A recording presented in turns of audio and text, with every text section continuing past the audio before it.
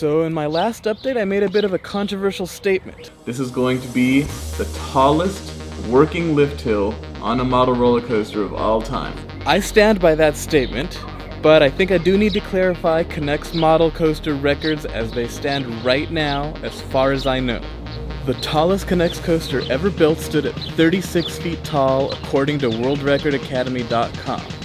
But, in my opinion, this coaster does not count and should not be in the record books because it never worked. So, the real record, as far as I know, still belongs to Knexpert 06 at 29 feet tall. And we know that one works because there's a YouTube video that you can watch right now. And now, this is kind of funny, the second place tallest roller coaster is the Knex Maker's 27-foot model of Kingda Ka. Now, if Knex Maker sounds familiar, that is the guy who made the 3D printed trains I'm using for this model right now. And funny story, I don't believe that he knew he was that close from the world record until very recently, as evidenced by this fun little exchange on Discord. So maybe one of these days, Knex Maker will break the world record for real, and I'm sure he'll make some cool custom trains to do it, and I'll be very excited to watch. But for my roller coaster, this record, I've been recently made aware that there's 2 other roller coasters that may have already taken this record away from me, but I'm here to argue that's not the case.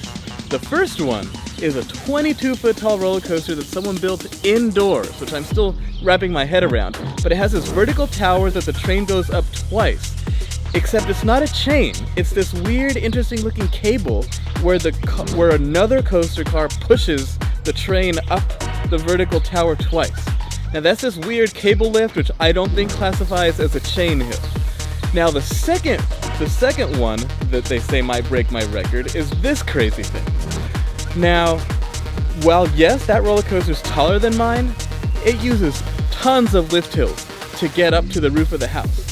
Now, first of all, it's not a freestanding structure, it uses the house to support the structure. And second, the tallest lift hill on that coaster is 13.5 light gray rods tall. This thing is over 15 gray rods tall, so this single lift hill is taller than any one single lift hill on that roller coaster. So, that being said, I still think I hold the record, but to be more clear, I should say that this is the tallest chain lift ever built, not the tallest lift hill, which might also be able to include a cable lift. And I just realized when I said 15 light gray rods tall, 90% of you have no idea what that means, so I'm gonna measure this to get an exact height in feet, and I guess meters for some of you, to put that question to rest. Got my measuring tape.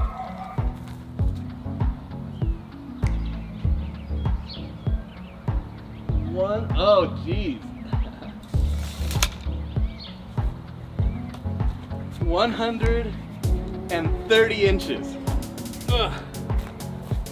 Not quite 11 feet. But it is 11 feet when the trains are on there, so I'm just gonna keep saying 11 feet, but everyone knows 10 feet 10 inches is the real height, from ground to the highest point.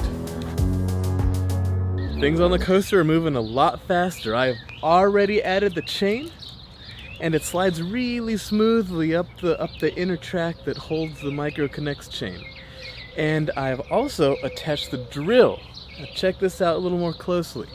So look, the drill goes straight into this small gear, which then turns the big red gear, which is connected to the gears that do all the work connected to the chain. And this is so if the drill was connected straight to the gear with the chain, the whole chain would go so fast it would probably snap every other time. And we don't want that to happen. We want to keep it at a slow, steady pace. That fast speed would be unrealistic anyway, so these speed reduction gears keep everything in much better control, and they help me with reliability. Alright, now let's test this thing out.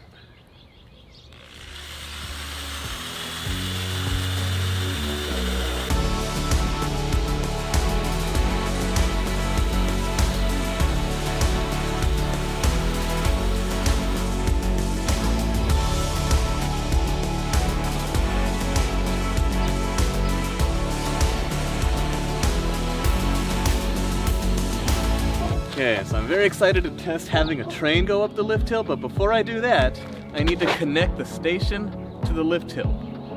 So let's do a little quick time lapse to get that done. Alright, the track is now connected to the Lifthill, and I'm very excited to do my first test run to see if it makes it up there. Now there's another issue that I haven't talked about very much, and that is the temperature. It is 100 degrees right now. This has just been so hot recently, and that's a bad thing for the coaster because the hotter it is, the more bendy the track is, the slower the coaster goes, and the shorter I'm going to have to make the layout.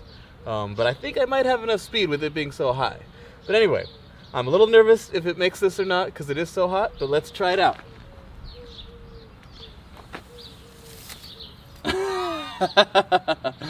I didn't work out my clearance issues very well, did I? Quick fix.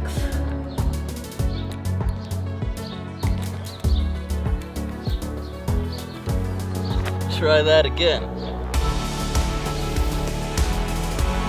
Uh-oh. Alright, this is one of those moments where I feel really dumb. So I just spent a lot of time outside, profiling, reprofiling, redoing that whole little turn from the station to the Lifthill, and it kept not catching onto the chain. And I kept thinking, what is wrong with me? Have I lost all my skills in making a roller coaster? Anyway, it turned out after a while not to be a speed issue at all. It was an issue with these trains. So these chain dogs are too thick. They're too thick for the skinny little chain. And it took me way too long to realize it. So basically, they barely fit in the wide part of the chain, but don't fit at all in the skinny part of the chain. So see, it barely fits, and then it doesn't fit. And then it barely fits on the wide part of the chain and doesn't fit on the skinny part of the chain. So that being said, the solution is pretty easy, but still pretty painful for me because these trains, like I said, are real beautiful. I love them, but I'm going to have to disfigure them a little bit. You won't be able to see it from the outside, but underneath, I'm going to have to use this hot glue gun to melt the chain dog so it's just skinny enough to fit onto this Micro Knex chain. Now that I've melted the chain dogs to be real skinny and gotten a rubber band to make sure they stayed down, let's see if this actually worked.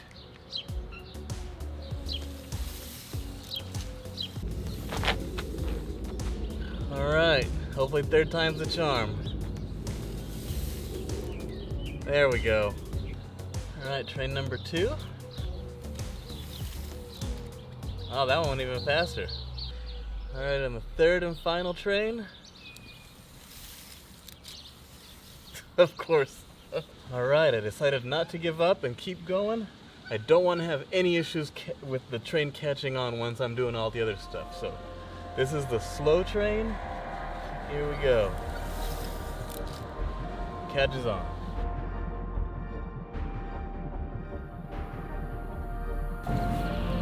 Alright, it's getting a little too dark, but I'm still not done. There's one more cool surprise I'm going to do tonight. So I got this for the Lifthill. No enormous coaster is complete without a nice set of Lifthill lights. Look at that.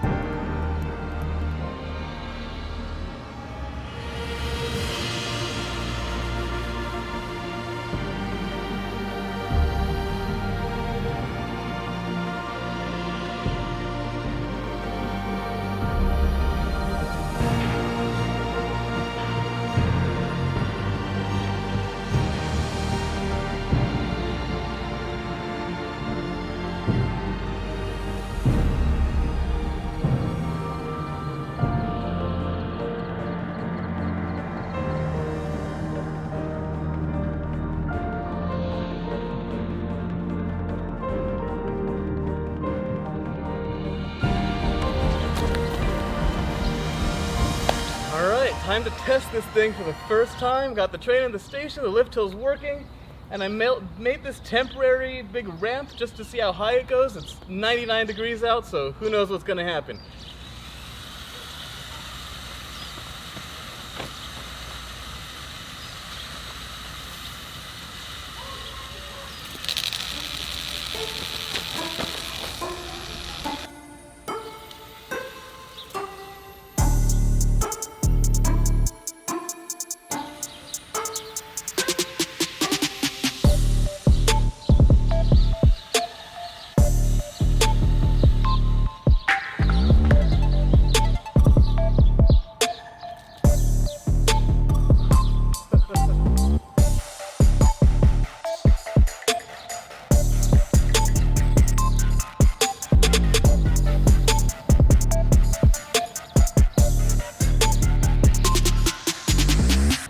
Well, that didn't turn out great. I'm gonna have to do a lot of modifications between this update and the next update, but let's try it one more time and see what happens.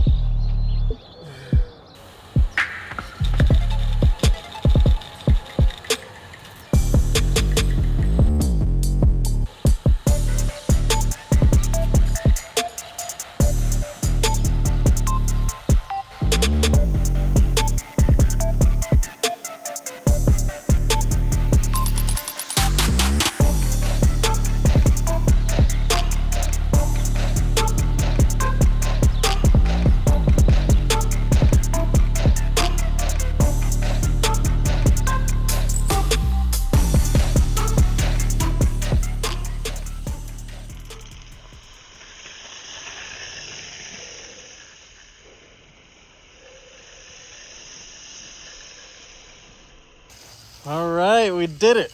We have one successful test run. There's still a lot of issues with that Lifthill. I gotta make a couple more tweaks to make sure it's reliable.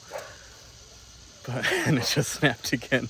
But yeah, as you said, the chain snapping is a big issue, and I thought I had gotten it, but there's still a couple more tweaks I need to do to make sure it's reliable, and especially in this heat. So next update.